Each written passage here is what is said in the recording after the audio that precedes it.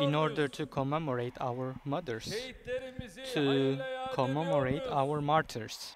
Ruhları için El Fatiha. And let's send a prayer to their souls.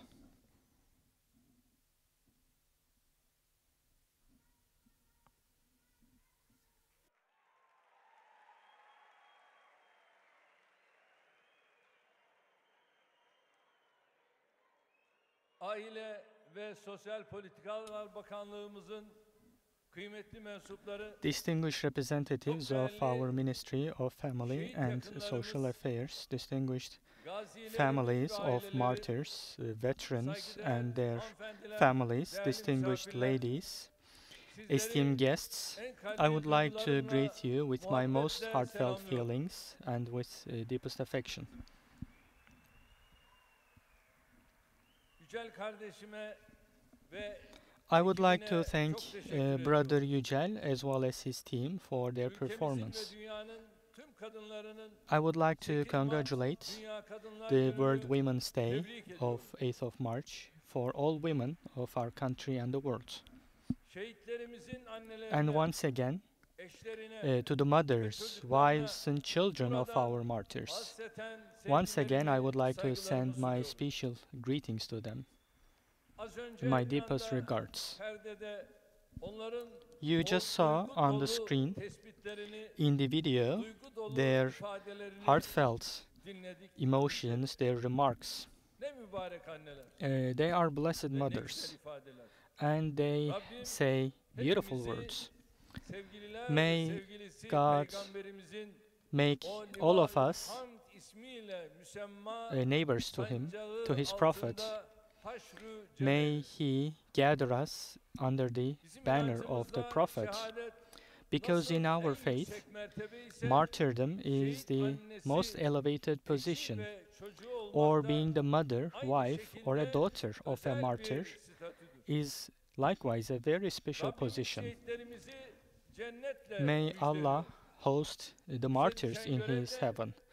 Our duty, on the other hand, is to protect the heritage that they leave behind, to preserve, to protect their families as a nation and as a state. And thankfully, in our country, in this area, we have established and put in place a very strong system. For families of martyrs, we enable priority in employment to education. We solve all of their problems. Every member of this nation, of our country, especially families of our martyrs, their mothers, their fathers, their wives and their children. We know that our nation and our state stands tall thanks to the prayers of these people. I believe to this wholeheartedly. I always say, normally a land is just farming land, a plot of land, but if you can irrigate it with the blood of martyrs, then it becomes a homeland.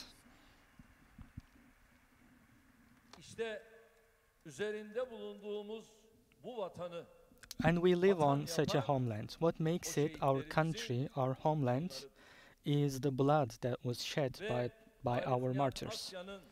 As a Turkish poem expresses in his poetry, and as we just listened to from the musicians, there are heroes which protect the hill of the martyrs. As long as we have those martyrs, we have those heroes, no one will be able to silence our calls to prayer. No one will be able to lower our flags, and no one can have the power to darken our future.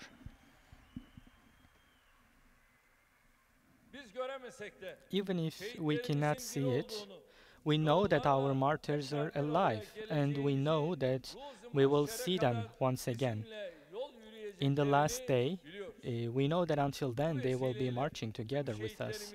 And on this occasion, once again, I would like to commemorate all of our martyrs. Our martyrs, we know where they are hosted. They are hosted already in heaven.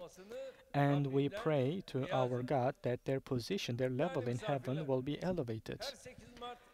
Distinguished guests, just like on every 8th of March this year, in our country, and in the world, the issue of women will be discussed in great detail. Kadına bakışımız Our perspective on women is quite clear.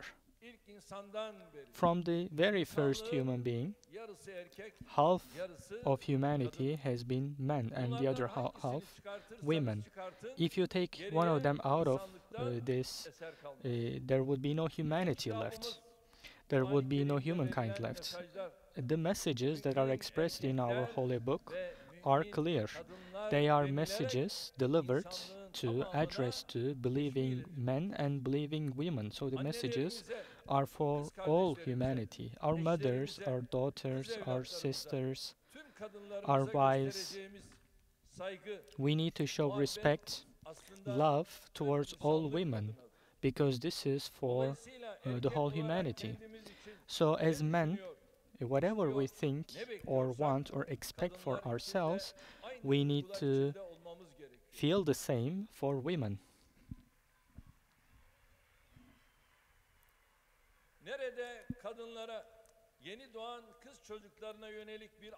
If there is discrimination or animosity or looking down on women or daughters, that means that society is very close to destruction. There are places where women are seen as commodity or are being discriminated against because of their gender, and such a society cannot have a bright future.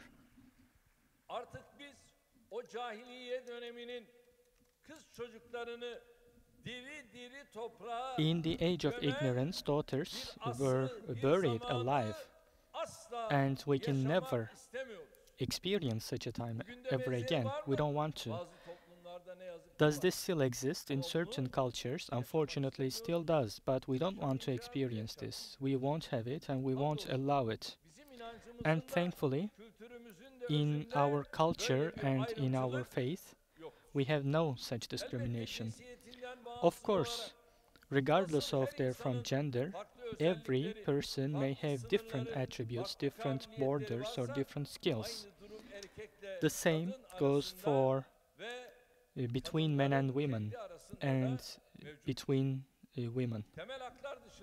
In addition to fundamental rights and freedoms, the whole humanity cannot be judged against a single measure, because this would not be egalitarian. This would be a deviating thought, a fascist thought. Unfortunately, people have a cruel aspect to them. Throughout history and in our present day, through different methods and ways, people are carrying out atrocities towards each other, which can never be approved of. When it comes to this, every day from different corners of the world, we hear news, we see footage. Because of their origin, their belief, their position, people are sometimes being pressurized, they're being beaten, exiled, or even killed. Millions of people. They experience a tragedy which burns our hearts and which upsets us. Of course, women take their portion of this unfortunate picture. From natural disasters to wars, from famines to societal conflicts, every crisis is paid for mostly by children as well as women. For instance, in Syria, there has been a humanitarian crisis which has been going on for many years and which has caused destruction. And we see that women and children are the ones under the rubble.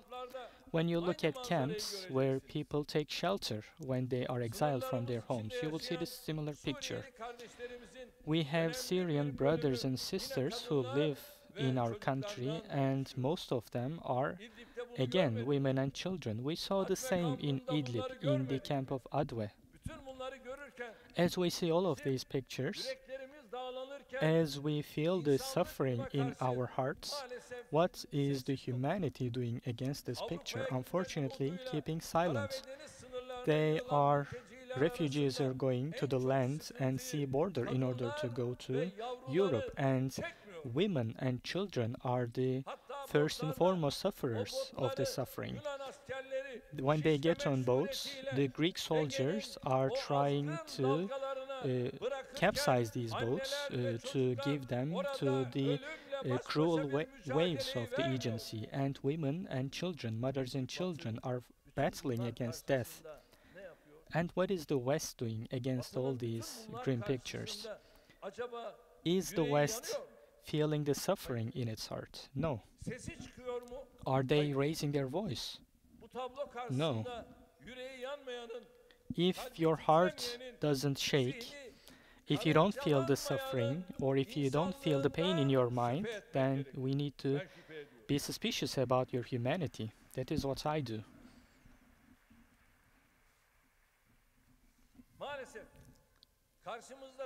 Unfortunately, we have against us people who only try to protect their own comfort and their own welfare, and so they're turning a blind eye. The whole world is turning a blind eye to this picture, to this grim picture. 8th of March is a day for women, and probably everyone knows the story behind this. Around a century and a half ago, during a strike that was taking place in the US, some women workers lost their lives. So since then, 8th of March is celebrated and commemorated as the International Day for Women. And of course it's important to have such a day, because this day aims to draw attention to the problems and issues of women, and this could I wish this was also creating some sensitivity for the suffering that is experienced in our present day. But even though there has been a humanitarian crisis in Syria going on for 8 years, millions have lost their lives, and the majority of those people are women and children. But no one is drawing attention to this important issue in a very underlined, in an emphasized way. I'm directly involved and I know what is going on, but unfortunately, no country is displaying any level of sensitivity in this issue. Only words, words and words, but nothing else.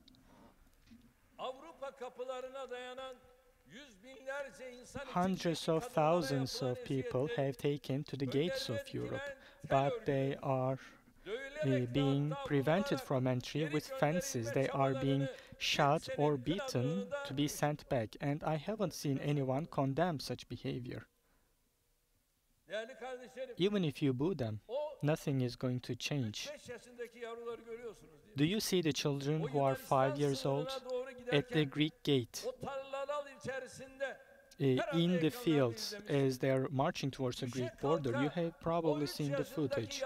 A 3-year-old baby. You can see how she is walking towards the border and falling and tripping. And I showed that to my grandchild. I said, look, she's just like you, but she's tripping and she's standing back up. She's falling again and standing back up. And do you know why? Because she's trying to get away from the evil people. There is such an atrocity, there's such an oppression going on. And of course, she's asking me, are these evil people? And I say, yes, these are evil people. And this is what they do. But if possible, they would even try to kill them. They have no conscience. They have no compassion. They have no drop of humanity. So, Greece, these people are not even going to remain in your land. They're just going to cross over to another country of Europe. So why are you disturbed by their presence? We told you, we said, if this goes on like this, we're going to open the gates. But you did not believe us.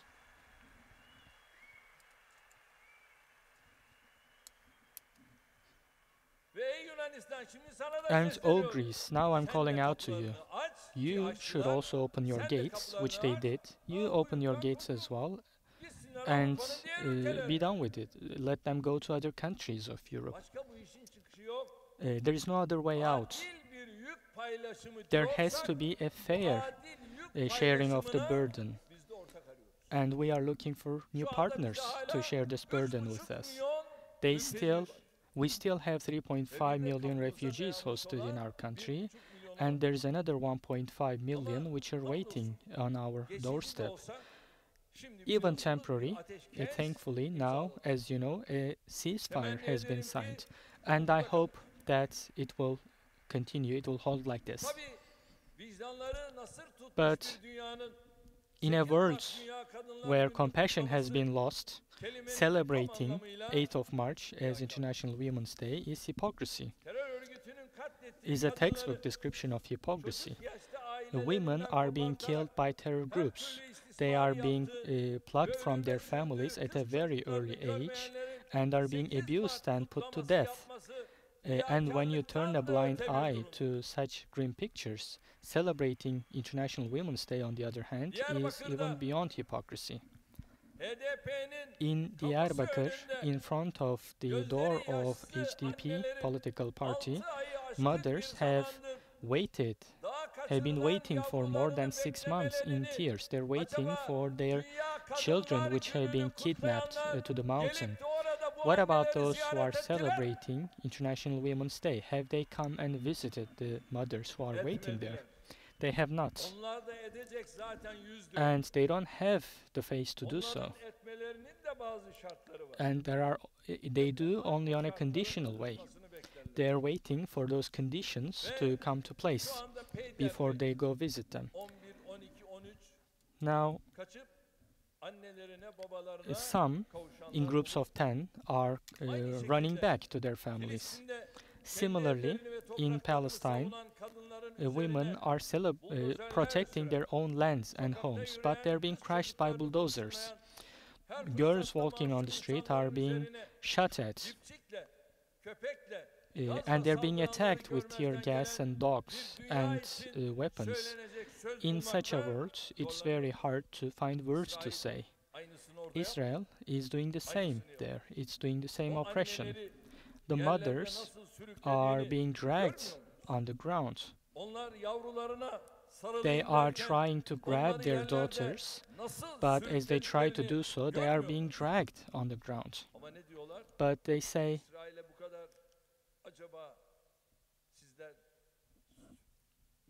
they ask us, if you say these things against Israel, what would happen to the relations? It would not be good for the future of the relations. But we are always siding with what is right, not with what is wrong. We need to make that distinction very clear.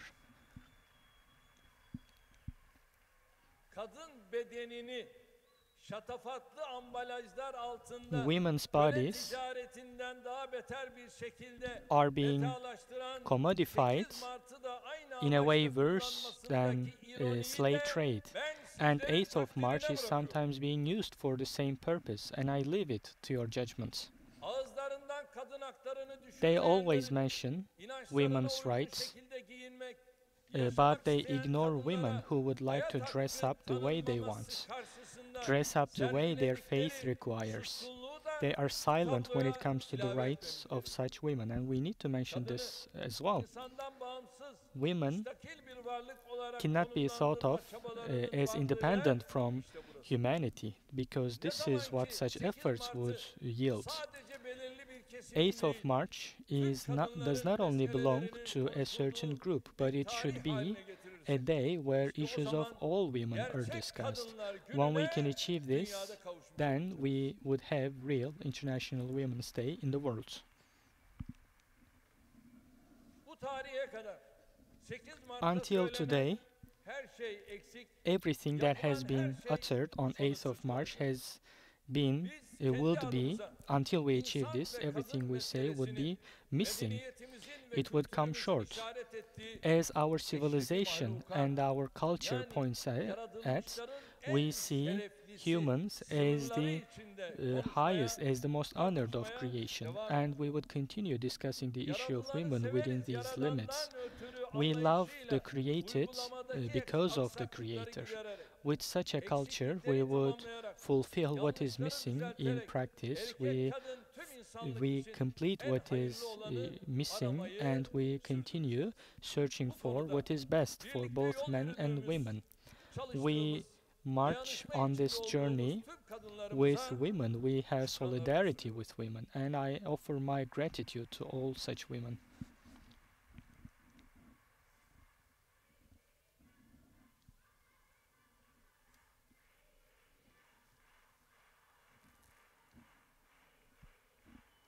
sağ olasınız. Değerli kardeşlerim, sizler bizim My yanımızda brothers and olduğunuz sisters, sürece hiç endişe as etmeyin. long as you are with us,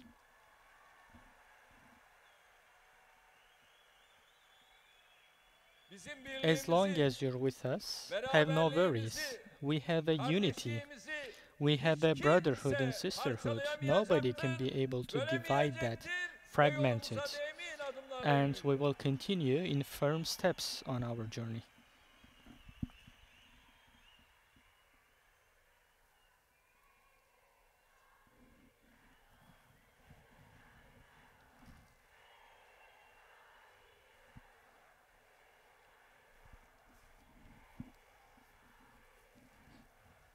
Sağ olasınız.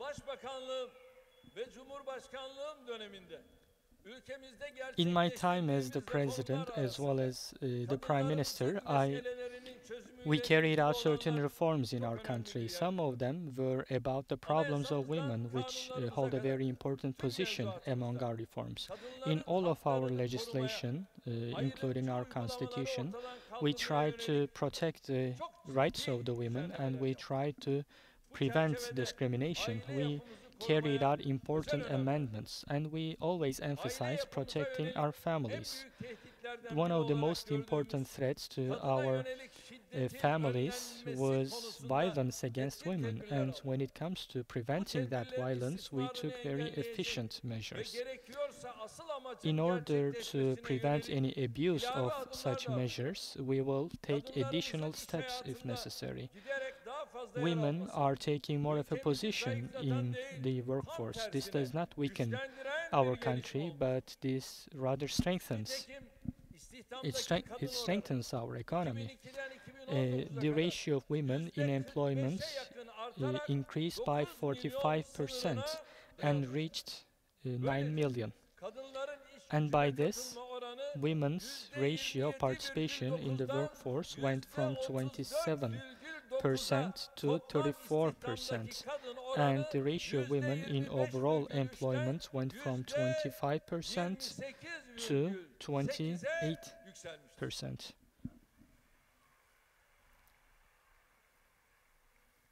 Ailedeki sorumluluklarını yerine getirerek Women fulfill their responsibilities in the family, but also want to take place in the workforce. So for such women, we have made reforms from maternal leaves to kindergartens. In education, thankfully, we have eliminated the gap between our boys and girls. In political life and decision-making mechanism participation, we have reached the highest levels of the history of the Republic of Turkey. Out of the 600 deputies in our parliament, 104 are women, which is, even though not sufficient, is still a significant amount. In universities and in the banking industry, the ratio of women is beyond the ratio of men. And in the future, we still have the goal of happy women and happy societies and prosperous societies. In order to create a harmonized and fair society, we will work for this goal for the prosperity of our country, and this is also the way to sustainable growth. Hopefully, with the women and with the men, we see our nation as a unity, and by this we will reach the goal of a big and strong country. On this journey, we expect more support and more effort from women.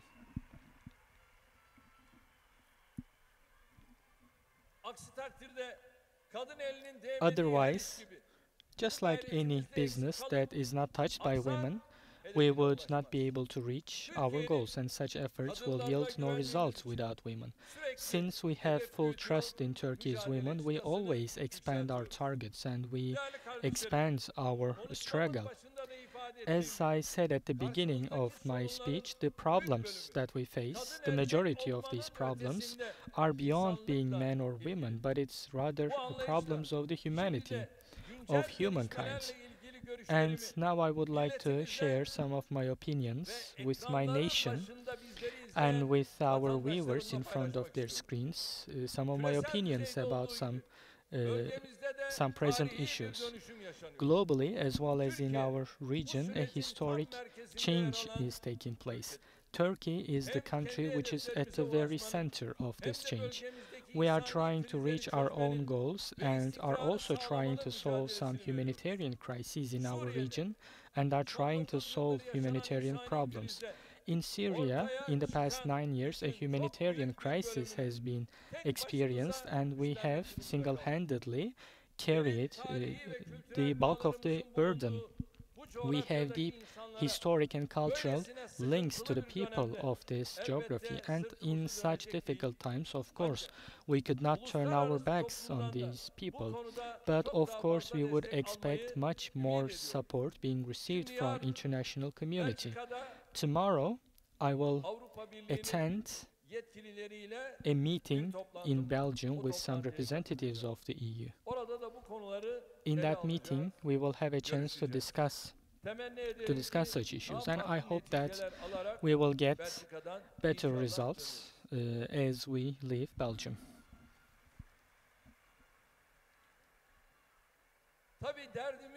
Of course, our goal is to get something more concrete rather than just a discourse, some just words of sadness. We have fulfilled our part, we have fulfilled our responsibilities, but the EU is just trying to gain time and is making small contributions which are not even worthy of talking about, and there has been nothing beyond that. But now we are in talks with the new team, and hopefully with the new team we will get better results. There are close to 4 million refugees, and we have given them high humanitarian standards, which is unprecedented in any other part of the world. We have spent more than $40 billion for refugees, but unfortunately what we have received from the EU is only 3 billion euros, and compare $40 billion to 3 billion euros. In Idlib, after the recent developments, we took the step that we should have taken a long time ago. According to International Declaration of Human Rights or the Geneva Convention, or in line with other international conventions, we have given the foreigners in our country to go wherever they want. Greece is blocking the passages and is beating and torturing and killing refugees and is trying to capsize their boats in an effort to stop them from coming in. And nobody is raising their voice against such inhumane activities, and to the contrary, they're actually supporting Greece, which is reminding us a poem by late poet Mehmet Akif. Civilization is a monster with a single teeth.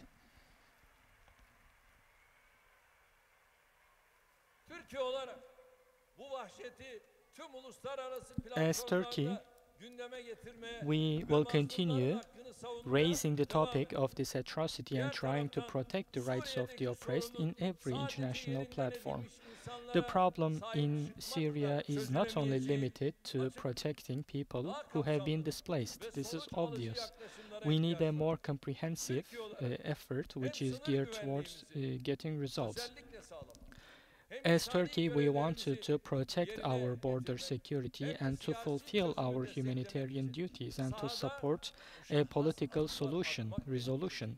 For this reason, we had to take firm steps in the field, in operations such as Spring Shield or Euphrates Shield. This was the goal behind such military operations. We wanted to shatter the corridor of terror which was being established alongside our borders and to prevent the regime which was oppressing its own people. I believe we have had concrete results. If it was not for the intervention of Syria, 1 million people have already lost their lives in the event so far, and another million would be lost in Idlib if it was not for the intervention of Turkey. With our unilateral intervention, we have prevented such a tragedy and gave them a lesson of humanity.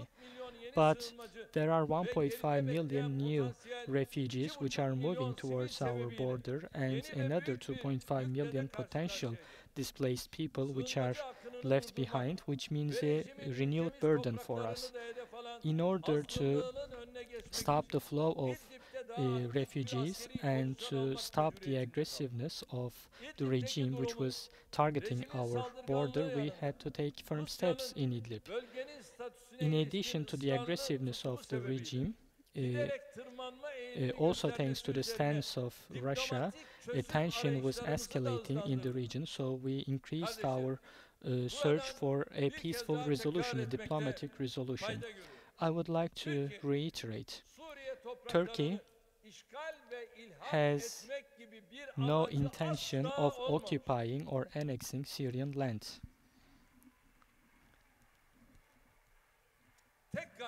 Our only goal was to protect the 3.6 million Syrians in our country and the 1.5 million Idlib residents which are on our border. Our goal is to create a safe environment where they could securely go back to their homes.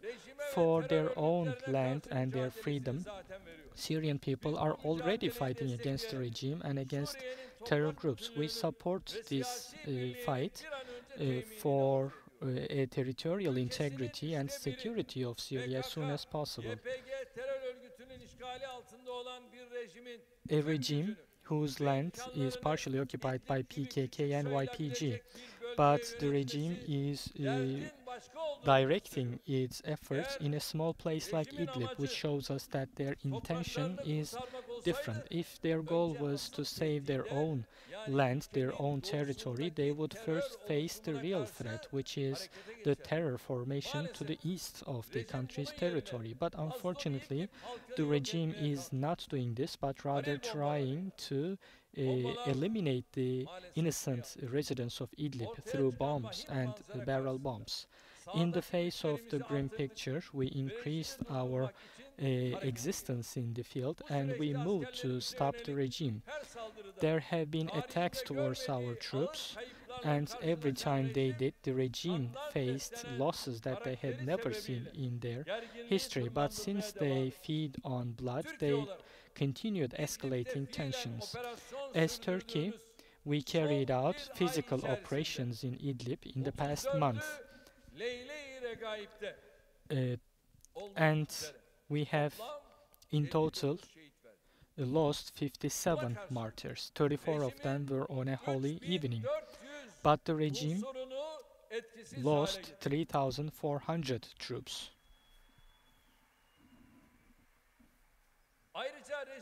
In addition, we have downed 3 planes, 8 helicopters, 8 air defense systems, 156 tanks, 108 cannons, obuses, and rocket launchers, 24 armored vehicles, 49 Dochkas and pickups, 99 military vehicles, 10 ammunition storages, 2 airports have also been destroyed by our forces that belong to the regime. Of course, our ultimate goal is not to take more lives or to destroy more weapons or ammunition. Our only goal is to stop the humanitarian crisis in Idlib in the quickest and most efficient way possible. We are not trying to win, but we are trying to reach our goals. For this purpose, we have always pushed ways for a diplomatic resolution. We have reached an agreement with Russia on Thursday, and this was the mentality in the background. For the security of the people of Idlib and for the security of Turkey's borders, we are agreeing to any resolution. We have reached an agreement in Moscow which we believe will serve these purposes of ours, especially when it comes to protecting human lives or protecting the lives of our own troops. We cannot be ignorant or we cannot act irresponsibly in such issues. Our nation and the innocent people of Syria could rest assured. Turkey has taken firm steps for a peaceful resolution and the prevention of losses in Syria, and it will continue its steps both in Idlib and on our Syrian border. Everything that we say so far, we are behind them and we are dedicated to making all of them a reality. The Spring Shields operation is, if the promises given to us are not kept, is showing us that we reserve our right to act ourselves in order to ensure our own security if the promises which were given to us are not kept, until we completely eliminate the terror group and the until then territorial integrity and security of Syria would not be secured. All people of Syria which have abandoned their homes should be able to go back to their homes, and until then a lasting peace cannot be established in Syria. If the agreement that we make with Russia is not complied with by regime, once again we would attack the oppressors, and this should be known. After our discussions in Moscow, we held a press conference in which we openly expressed this. One should keep in mind that we make this agreement only to prevent the crisis in Idlib without further escalating. Hopefully, in the future, all parties will comply with their promises and we will have reached this goal. Because otherwise, as we always did, we would be dedicated to march on the roadmap that we draw for ourselves. And with such emotions, once again, I'd like to congratulate your 8th of March, International Women's Day, and I greet all of you once again.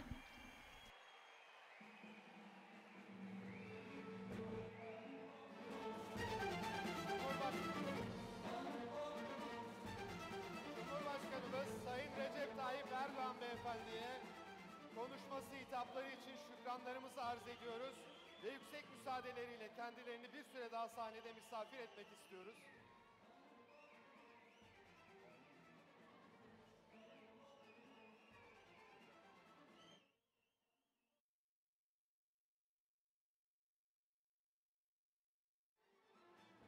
Ve aynı zamanda Türkiye Cumhuriyeti 1. Hanımefendi Emine Erdoğan Hanımefendi'yi de sahneye davet etmek istiyorum. Sayın Cumhurbaşkanımızın çok isabetli uyarılarıyla malumu haliniz bütün dünyanın yakından takip ettiği ve uğraştığı bir koronavirüs salgını var. O nedenle asıl olan gönülde hissettiklerimizdir. Şu süreçte kısa bir süre için kucaklaşmayı, tokalaşmayı, yakın teması bir süreliğine erteleyelim efendim. Bunu da ifade etmek isterim bu vesileyle. Değerli konuklarımız, programımızın bu bölümünde Aile Çalışma ve Sosyal Hizmetler Bakanımız Sayın Zehra Zümrüt Selçuk, bugünün anısına